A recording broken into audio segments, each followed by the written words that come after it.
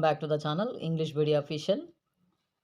ఈ వీడియోలో తెలుగులో ఉన్నటువంటి టెక్స్ట్ని ఇంగ్లీష్లోకి ఏ విధంగా ఈజీగా ట్రాన్స్లేట్ చేయొచ్చో తెలుసుకోవడంతో పాటుగా బుద్ధుని సిద్ధాంతమైనటువంటి మనసుకు లెట్ దెమ్ థియరీ, అంటే అవసరం లేని వాటిని మనసుకు పట్టించుకొని బాధపడకూడదు అని తెలియజేసేటటువంటి ఓ మంచి సందేశాన్ని, ప్రతి ఒక్కరికి అవసరమయ్యేటటువంటి ఓ మంచి సందేశాన్ని మనం ఈ వీడియోలో తెలుసుకుందాం. ఓసారి బుద్ధుడు శిష్యులతో కలిసి భిక్షాటనకు బయలుదేరాడు. చూడండి, ఈ వాక్యం చివరిలో ఫుల్ స్టాప్ ఉంది, అంటే ఫుల్ స్టాప్తో ముగించబడింది. సో ఈ సెంటెన్స్ని ఇంగ్లీష్లో అసర్టివ్ సెంటెన్స్ లేదా అఫర్మేటివ్ సెంటెన్స్ లేదా స్టేట్మెంట్ అని అంటాం. స్టేట్మెంట్ ఎప్పుడూ కూడా సబ్జెక్టుతోనే మొదలు కావాలి. సబ్జెక్ట్ తర్వాత వర్బ్ ఉండాలి, దాని తర్వాత ఆబ్జెక్టు, కాంప్లిమెంట్ ఇలాగా ఏదైనా ఉంటుంది. ఫస్ట్ మనం సబ్జెక్ట్ని గుర్తించాలి. సో చూడండి, ఇందులో సబ్జెక్ట్ ఏంటి, సబ్జెక్ట్ కన్నా ముందు రాయాల్సిన పదాలు ఏమైనా ఉన్నాయా, ముందుగా మనం వీటిని గుర్తించాలన్నమాట.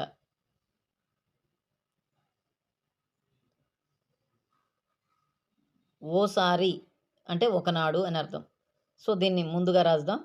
ఓసారి, వన్ డే, ఒకరోజు అని చెప్తే మాత్రం దాన్ని మనం చివరిలో, వాక్యం చివరిలో కూడా రాయొచ్చు. ఓసారి అని అంటే వన్స్ అని చెప్పడానికైతే మనం వాక్యం ముందుగానే రాయాలి, వన్స్. మరి ఇప్పుడు సబ్జెక్ట్ రాయాలి. సబ్జెక్ట్ ఏంటి, బుద్ధుడు అనేది సబ్జెక్ట్, బుద్ధ. దీని తర్వాత వర్బ్ రాయాలి కదా. సో వర్బ్ ఏంటంటే ఇక్కడ పనిని తెలియజేసేటటువంటి పదం. బయలుదేరాడు, బయలుదేరాడు అని అంటే స్టార్టెడ్ అని చెప్పొచ్చు.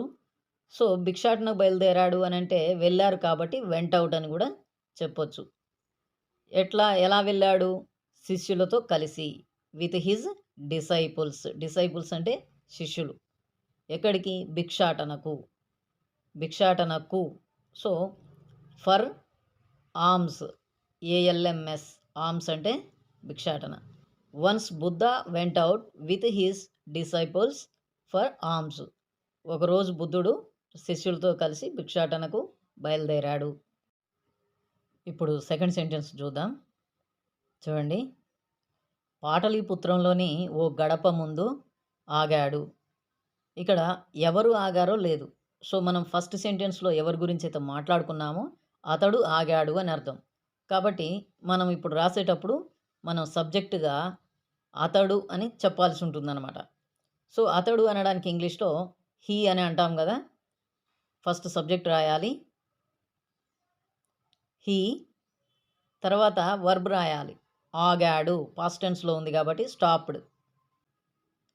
He stopped in front of A gate in Pataliputra. ఆ ఇంటి ఇల్లాలు భిక్ష వేయలేదు సరికదా, దుర్భాషలాడింది. దుర్భాషలాడటం అంటే తిట్టింది అని అర్థం. సో ఇక్కడ సబ్జెక్ట్ ఏంటి మరి, ఆ ఇంటి ఇల్లాలు అనేది సబ్జెక్ట్ అవుతుందన్నమాట. సో ఇక్కడ వేయలేదు అనేది వర్బే, దుర్భాషలాడటం కూడా వర్బే. సో ఆ ఇంటి ఇల్లాలు, లేడీ ఆఫ్ ద హౌస్ లేదా ఉమెన్ ఆఫ్ ద హౌస్ అని కూడా చెప్పొచ్చు. తర్వాత సబ్జెక్ట్ అయిపోయింది. వర్బ్ ఏంటంటే వేయలేదు, నెగిటివ్లో ఉంది, నాట్ రాయాలి. ఇది పాస్ట్ టెన్స్ కాబట్టి డిడ్ నాట్ చెప్పాలి. వేయడం అని అంటే ఆఫర్, డిడ్ నాట్ ఆఫర్ అని చెప్పాలి. Did not offer, didn't offer short ఫామ్లో అయితే. ఏంటి, భిక్ష. భిక్ష అంటే charity. Lady of the house did not offer charity. ఆ ఇంటి ఆవిడ భిక్ష వేయలేదు సరికదా. సరికదా అంటే ఇంకా లేదా పైగా, ఎట్. ఏం చేసింది, దుర్భాషలాడింది. దుర్భాషలాడింది, తిట్టింది, స్కోల్డెడ్. దుర్భాషలాడింది అంటే స్కోల్డెడ్ లేదా అబ్యూస్డ్ అని చెప్పొచ్చు. Lady of the house didn't offer charity at scolded or abused. ఆమె తిట్టింది, అబ్యూస్డ్ లేదా స్కోల్డెడ్ అని చెప్పొచ్చు. అందరూ నొచ్చుకున్నారు. అందరూ సబ్జెక్ట్ ఇది. ఆల్ లేదా ఎవ్రీవన్, ప్రతి ఒక్కరు. నొచ్చుకున్నారు అని అంటే బాధపడ్డారు అని అర్థం. So everyone was grieved. Everyone was grieved. Grieved అంటే దుఃఖించారు, బాధపడ్డారు. లేదా ఎవ్రీవన్ ఫెల్ట్ సారీ, ఇలా కూడా చెప్పొచ్చు. Everyone felt sorry. బుద్ధుడు మాత్రం మౌనంగా ముందుకు సాగాడు. బుద్ధుడు మాత్రం మౌనంగా ముందుకు సాగాడు.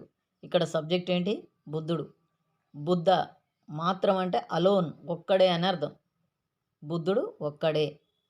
బుద్ధ అలోన్. వర్బ్ ఏంటి? సాగాడు. సాగాడు అనేది వర్బ్. సాగాడు అంటే నడిచాడు, వాక్డ్ అని చెప్పొచ్చు. Buddha alone walked.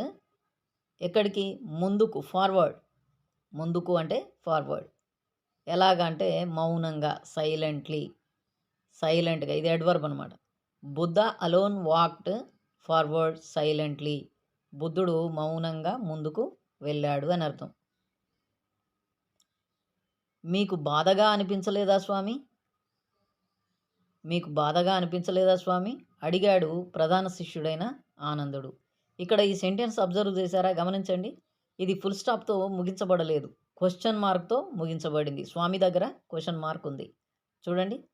అంటే ఇది సమాధాన రూప వాక్యం కాదు, ఇది స్టేట్మెంట్ కాదు, ఇది క్వశ్చన్ అన్నమాట, ప్రశ్న. సో ప్రశ్న కాబట్టి ప్రశ్నార్థకంగా క్వశ్చన్ మార్క్తో ముగించబడింది. కాబట్టి స్టేట్మెంట్ అయితేనేమో సబ్జెక్టుతో స్టార్ట్ చేశాం సెంటెన్స్ని. ఇది ప్రశ్న కాబట్టి ప్రశ్నలు రెండు రకాలు ఉంటాయి. హెల్పింగ్ వర్బ్తో మొదలయ్యేటివి ఉంటాయి, ఎస్ నో టైప్ క్వశ్చన్స్ అని అంటాం వాటిని. డైరెక్ట్ ఆన్సర్స్ వచ్చేటివి ఉంటాయి. సో ఇక్కడ దీనికి అనిపించలేదా స్వామి అని అంటే అవును అని చెప్పొచ్చు, లేదు కాదు అని కూడా చెప్పొచ్చు. కాబట్టి వీటిని ఎస్ నో టైప్ క్వశ్చన్స్ అని అంటాం. కాబట్టి వీటిని డిడ్ తోటి, అంటే పాస్ట్ టెన్స్లో ఉంది కాబట్టి మనం డిడ్ కానీ డిడ్ నాట్తో కానీ మనం ఈ సెంటెన్స్ స్టార్ట్ చేయాలన్నమాట. చూడండి,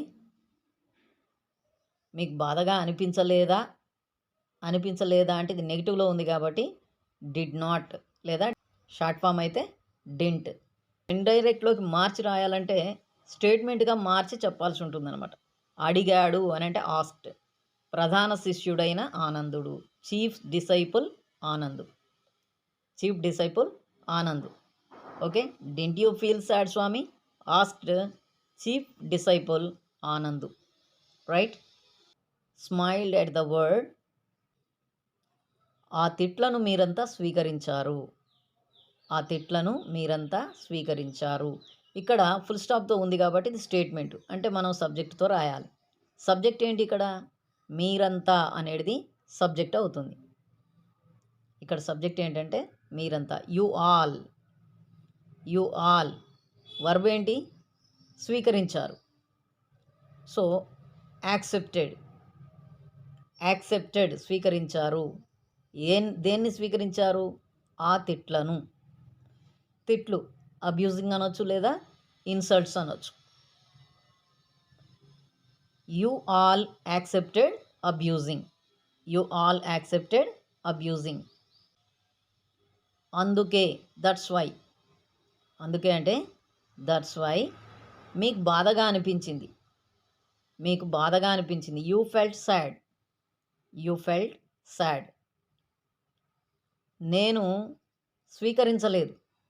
ఇవి పక్కపక్కనే, సబ్జెక్టు వర్బు పక్కపక్కనే ఉన్నాయి. I did not accept. స్వీకరించలేదు డిడ్ నాట్. స్వీకరించడం అంటే యాక్సెప్ట్. కాబట్టి అంటే ఏంటి? దట్స్ వై నాకు ఏ బాధ లేదు. That's why I did not feel any pain అంటే బాధ. I did not feel any pain. నేను స్వీకరించలేదు కాబట్టి నాకు ఎలాంటి పెయిన్ లేదు అని అంటున్నాడు. I did not feel any pain. ఏదైనా సొంతం చేసుకుంటేనే మనది అవుతుంది. చూడండి, ఇక్కడ సబ్జెక్ట్ ఏంటంటే ఏదైనా అనేదే సబ్జెక్ట్ అనమాట. What ever if we own it. What ever ఏదైనా సొంతం చేసుకుంటేనే అంటే ఇఫ్ వీ ఓన్. అదేంటంటే చేసుకున్నట్లయితే అన్నట్టు, అంటే కండిషన్. ఇఫ్ కండిషన్ అనమాట. ఏదైనా సొంతం చేసుకుంటేనే. What ever if we own, మనది అవుతుంది. It will be hours. మనది అవుతుంది అంటే it will be hours.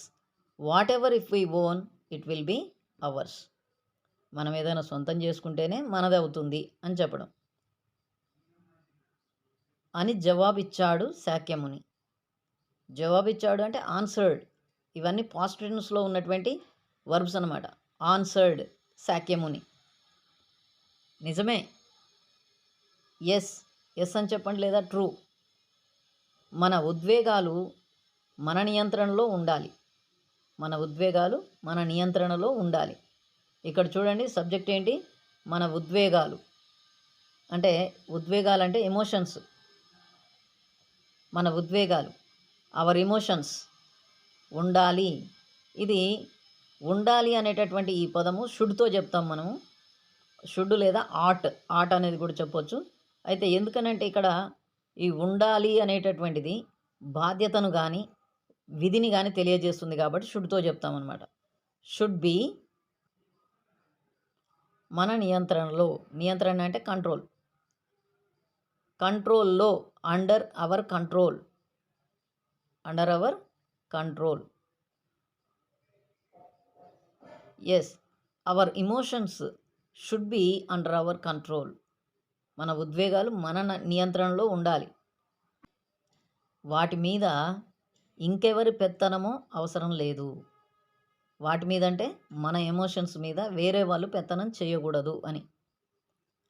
Right. ఇక్కడ మనం ఏం రాయాలి? ముందుగా అవసరం లేదు. ఇది వర్బ్తో చెప్తున్నాం. అవసరం లేదు, వాటి మీద ఇంకెవరి పెత్తనమో అవసరం లేదు. సో ఇటువంటి అవసరం లేదు అని చెప్పేటటువంటి ఈ వర్డ్స్ని మనం దేర్ ఈజ్తో చెప్పాలి అని. అంటే కొన్నిసార్లు దేర్ ఈజ్తో చెప్పాల్సిన అవసరం ఉంటుంది. దేర్ ఈజ్ నో నీడ్, ఈ ఫ్రేజ్తో చెప్పాలి. There is no need. ఇంకెవరి, ఎనీవన్ ఎల్స్. ఇంకెవరి, ఎనీవన్ ఎల్స్ ఏంటి? పెత్తనం చేయడం. టు రూల్, వాటి మీద. ఓవర్ దెమ్, వాటి మీద అంటే over them. There is no need anyone else to rule over them. వాటి మీద వేరే వాళ్ళు ఎవరూ పెత్తనం చేయాల్సిన అవసరము లేదు అని.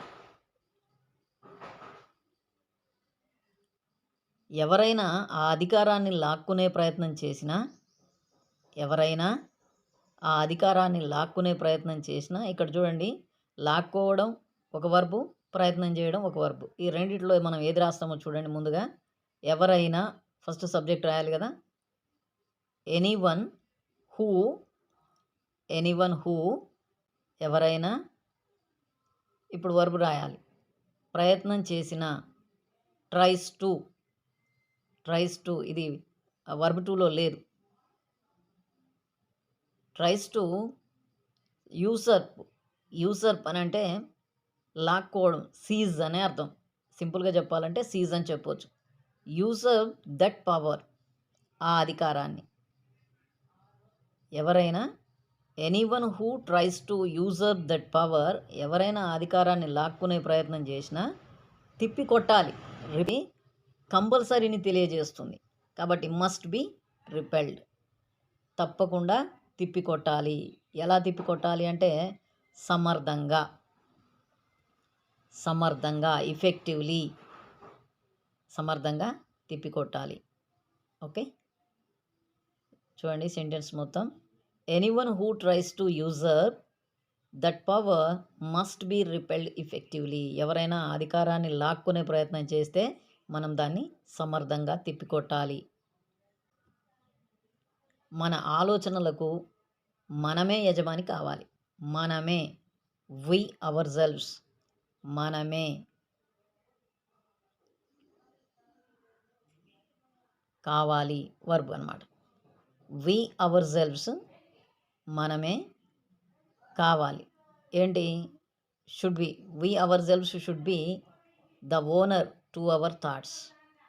మన ఆలోచనలకు మనమే యజమాని కావాలి. మనసుకు లెట్ దెమ్ థియరీ అనేటటువంటి అంశంలోని ఒక మంచి సందేశం. Thank you.